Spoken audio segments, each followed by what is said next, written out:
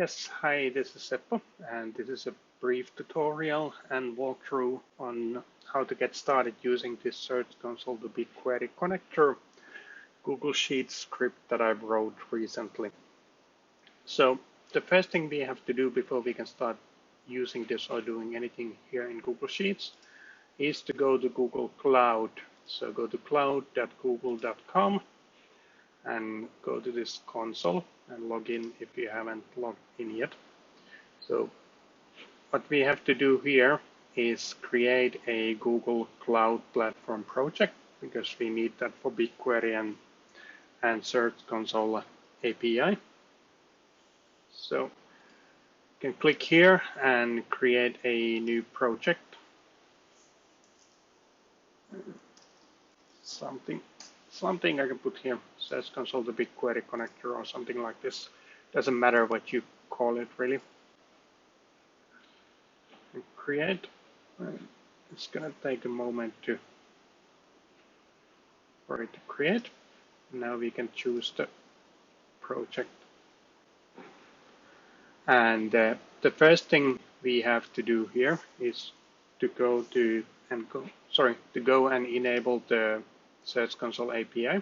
So click this main menu icon here, go to APIs and Services and Library. And here, let's look for Search Console. Here, and enable the API here. And it's going to take a second for it to enable it. Okay, now the API is enabled for this project. It complains that you need credentials here, but you can ignore that. But what we do need to do is go again here, APIs and Services, and come to this consent screen. We have to create this consent screen for this app. Once this thing is finished loading, okay, and just choose internal here because this will be an internal app only for your own use or your organization's use. And just give it some name.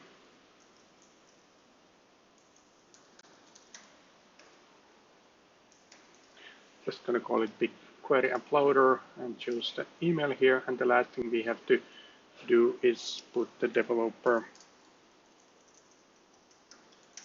email here. And then just click Save and Continue. It doesn't really matter at all what you put here. So now that's done. And the next thing we have to do is go to BigQuery. There. And you can see the project here that you created. What we have to do here is create a dataset here. And for some reason it thinks I'm in sandbox mode, so let me refresh this and see if it works better than. Let's try again, create dataset. Okay, now it's done. So what was different was this section before. Here was this for sandbox, basically for projects where there's no billing enabled. The maximum table expiration is 60 days, and that basically means that Google will delete the table after 60 days. But in our case, we obviously don't want that. So here you have to give it some name or ID. Just going to call it Search Console. Doesn't really matter. And the data location, you can leave this as default, which is somewhere, I guess, in the US. I'm going to choose Finland because I'm here, but it doesn't really matter what you put here. And make sure that this is never. If this is not an option for you, you may have to create a billing account and enable billing for this project. But Google will actually complain to you that you are using the sandbox or trial mode, and you have to create a billing account and add your credit card there. But basically, this is what you want to see here, never for the default table expiration. So just create the dataset like that. Okay, now the dataset is created, and the last thing we have to do here is click this button to create the table, and you can, for the table name, you can put whatever you want. I'm gonna put the name of the domain, my old personal domain. That's the Search Console. That's the domain whose Search Console data I'm going to be pushing here. And then we have to create the table schema, and I'm going to upload a screenshot of the schema to Traffic Think Tank, but I'll create it here. So first one is date, and we have to choose here date as the type, and this mode is required. And then next one is query. It's string. It can be nullable. Doesn't really matter. Next one is page. String nullable again. Then is device. String nullable. Country again. String nullable. And then clicks. And here we have to choose numeric. Again, can be nullable. It doesn't really matter.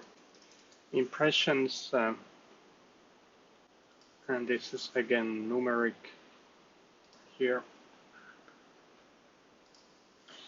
Then CTR, and this is type as float, can be nullable.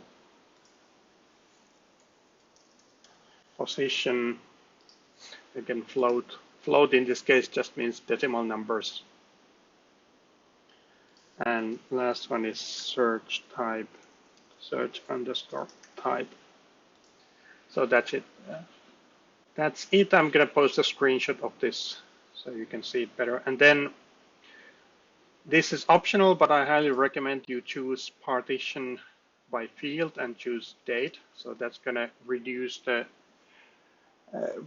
your BigQuery costs when you query this table. And yeah, that's all you have to do. Just create table there. So now the next thing we have to do is copy these strings. So the project here, you can copy this from here. So I'm gonna, anything up to the colon is the project ID. So I'm gonna copy that one. Then I'm gonna go back to this sheet. I'm gonna go Tools, Script Editor, and it opens the script editor here. And then make sure that you are in this code.js file. And here's this config variable that has all of the things that we need to change. So I'm going to go to this project section here. I'm going to paste the project ID from Google Cloud and make sure it's within these this single quotes. And the next thing, I'm going to go and copy the dataset name from here. So again, it's the things that are after the colon. And I'm going to come here and paste the dataset here, like that. And the last thing we need to do from here is get the table name. I can copy that and put it here, which basically was the same. So that's it. And then one other thing you have to do here is set the domain into this domain part here. And depending on whether you have this domain level Search Console account, so you would put sc dash domain colon and then the domain name, or if you have URL level domains, so then you would just put the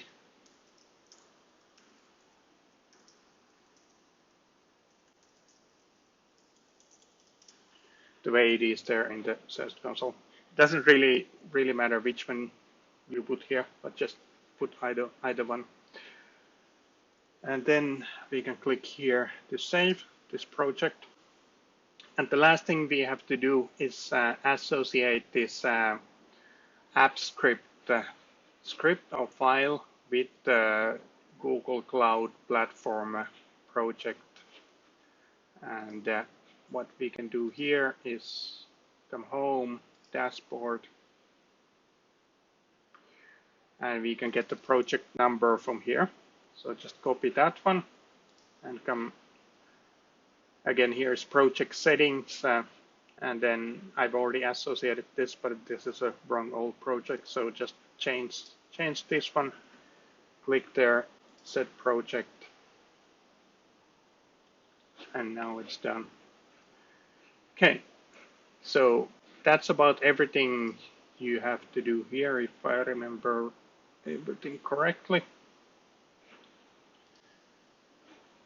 So then you can come here and make sure that there's nothing in this log section aside from the header row. And then you should see this BigQuery menu here. Just click this Start Upload. And then you have to go through this authorization process. And this is the consent screen that you created. So it just asks for you for permissions to access your spreadsheet and BigQuery and Search Console. Allow. And then again, click Start Upload here. This is going to take a moment to go through because it's gonna fetch data for about 30 websites. 30 days, and upload it all to BigQuery. So it's going to take a moment to run. I'll pause this video and come back once the uploading is done. Okay, it looks like the script has finished processing. It took maybe a little bit over a minute, and this is what we see on the log file. It has processed 30 days, and we can see that here's the 2019 August 20th. And if we look at this one, here is the setting that this is the start date.